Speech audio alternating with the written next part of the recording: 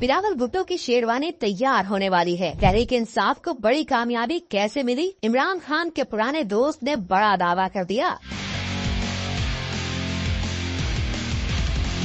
ملک میں قومی حکومت کی تیاریاں، نئی شیروانی بھی تیار ہو چکی ہے، یہ دعویٰ کرتے ہیں سابق جسٹس وجیہ الدین۔ ایک انٹرویو میں جسٹس ریٹائرڈ وجیہ الدین نے کہا کہ مسئلہ صرف 26ویں آئینی ترمیم کا نہیں بلکہ مسائل اور بھی ہیں۔ مسئلہ 8 فروری 2024 کے انتخابات کی شفافیت کا بھی ہے۔ اگر ان مسائل کو حل نہیں کیا گیا تو نہ صرف ملک کے اندر بلکہ بارڈرز پر بھی مسائل رہیں گے۔ ملک میں کوئی تعمیری کام نہیں ہو سکتا۔ ان کا کہنا تھا کہ ایک اچھی ڈیولپمنٹ یہ ہے کہ اب پاکستان تحریک انصاف بات چیت کے لیے آمادہ ہے۔